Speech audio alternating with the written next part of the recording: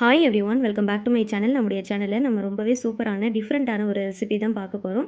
ஹாட்டான இந்த டைமில் கூலான ஒரு ரெசிபின்னு தான் சொல்லணும். சம்மருக்கு ஏற்ற மாதிரியான சூப்பரான ஒரு ரெசிபி தான் இது. இப்போ மேங்கோ சீசன் போயிட்டுருக்கு. ஸோ இந்த சீசனில் இந்த ரெசிபி செய்கிறது ரொம்பவே ஈஸிங்க. ஆமாங்க, நம்ம இன்றைக்கி பார்க்க போகிறது மேங்கோ ஐஸ்கிரீம் எப்படி செய்யலாம் அப்படின்றத பற்றி தான். அது மட்டும் இல்லை, ஐஸ்கிரீம் செய்கிறதுக்கு ரொம்ப ரீச்சான இன்க்ரீடியன்ஸ் எல்லாம் பெருசாக தேவை கிடையாது.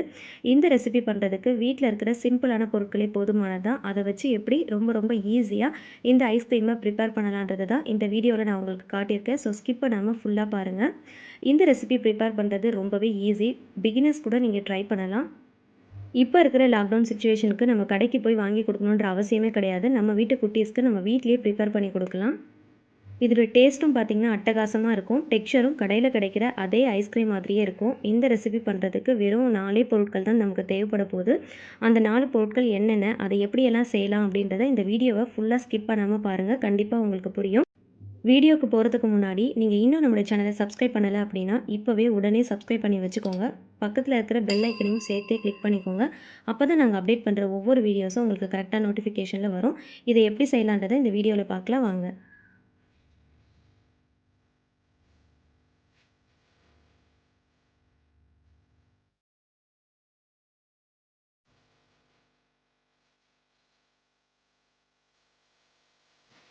இந்த ரெசிபி பண்ணுறதுக்கு நான் 3 டேபிள் ஸ்பூன் அளவுக்கு கோதுமை மாவு எடுத்திருக்கேன். நான் 1 லிட்டர் பாலில் பண்ண போகிறேன். அதனால் 3 டேபிள் ஸ்பூன் எடுத்திருக்கேன்.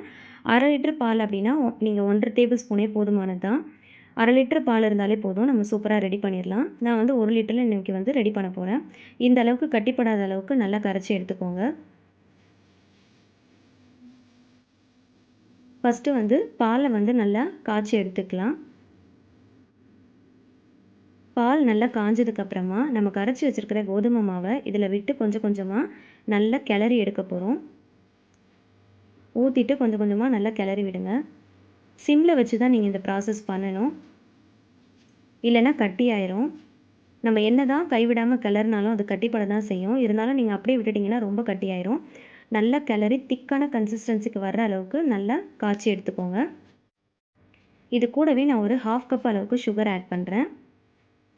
நம்ம வந்து மேங்கோ யூஸ் பண்ணி பண்ண போகிறதுனால அதுலேயே கொஞ்சம் ஸ்வீட் இருக்கும். அதனால் நீங்கள் பார்த்து சுகர் ஆட் பண்ணிக்கோங்க. பாருங்கள் நல்லா திக்காயிடுச்சு. இப்போ ஸ்டவ் ஆஃப் பண்ணிவிட்டு இதை ஃபில்ட்ரு பண்ணி எடுத்துக்கலாம். கிளறும் போது கட்டிகள் ஏதாவது இருந்துச்சுன்னா இந்த ஃபில்ட்ரு பண்ணும்போது அது எல்லாமே வந்துடும். எப்படினாலும் அது கட்டிப்பட தான் செய்யும். அதனால் ஃபில்ட்ரு பண்ணி எடுத்துக்கலாம். நீங்கள் நல்லா திக்காக காய்ச்சிக்கணும். ஏன் அப்படின்னா நம்ம வந்து கண்டென்ஸ்டு மில்க்கோ இல்லை ஃப்ரெஷ் க்ரீமோ யூஸ் பண்ண போகிறது கிடையாது. அதுக்கு பதிலாக தான் நம்ம வந்து பாலை வந்து இந்த மாதிரி நல்லா திக்காக காய்ச்சி எடுத்துக்கிறோம். அப்போ தான் வந்து ஐஸ்கிரீம் நல்லா சாஃப்டாக டெக்ஸ்சரும் நல்லா பார்க்குறதுக்கு நல்லாயிருக்கும். இந்த மாதிரி ஃபில்ட்ரு பண்ணி எடுத்துக்கோங்க. நல்ல திக்காக இருக்கணும். இப்போ இதை ஆற வச்சுட்டு ஒரு மிக்ஸி ஜாரில் போட்டு நல்லா பிளெண்ட் பண்ண போவோம்.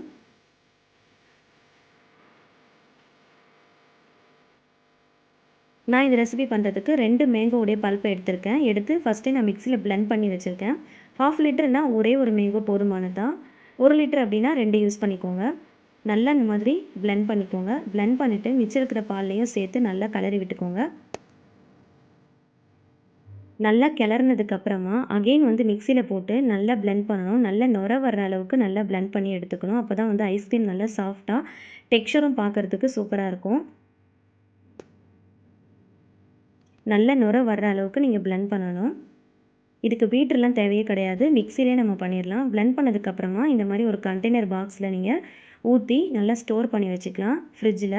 ஒரு 4 ஹார்ஸ்க்கு நீங்கள் வந்து ஸ்டோர் பண்ணணும். ஸ்டோர் பண்ணதுக்கப்புறமா ஒரு 4 ஹார்ஸ் கழித்து அகெயின் எடுத்து நீங்கள் மறுபடியும் மிக்ஸியில் போட்டு நல்லா பிளெண்ட் பண்ணிவிட்டு மறுபடியும் நல்லா நுர தர்ற அளவுக்கு நல்லா பிளெண்ட் பண்ணிவிட்டு இந்த மாதிரி கண்டெய்னர் பாக்ஸில் போட்டு நீங்கள் வந்து ஃப்ரிட்ஜில் வந்து ஸ்டோர் பண்ணணும்.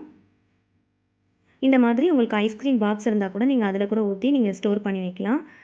பார்க்குறதுக்கு ரொம்ப நல்லாயிருக்கும். அப்படியே கடையில் வாங்கின மாதிரியே இருக்கும். இது வந்து என்னுடைய சன்னுக்காக நான் ஸ்பெஷலாக இந்த பாக்ஸில் நான் ஊற்றிருக்கேன். இப்போ இந்த கண்டெய்னர் பாக்ஸ்லலாம் ஊற்றுனதுக்கப்புறமா ஃப்ரிட்ஜில் ஒரு 4 ஹார்ஸ் நான் வைக்க போகிறேன். 4 ஹார்ஸ் கழித்து அகெயின் எடுத்து நான் நல்லா பிளெண்ட் பண்ணிவிட்டு மறுபடியும் நான் கண்டெய்னர் பாக்ஸில் போட்டு ரெஃப்ரிஜிரேட் பண்ண போகிறேன். ஓவர் நைட் அப்படியே விட்டுருங்க. அப்படி இல்லைன்னா ஒரு 8 ஹார்ஸ் ஆகுது அட்லீஸ்ட் நீங்கள் விட்டுறணும். அப்போ தான் வந்து ஐஸ்கிரீம் வந்து நல்லா அந்த கன்சிஸ்டன்சிக்கு வரும்.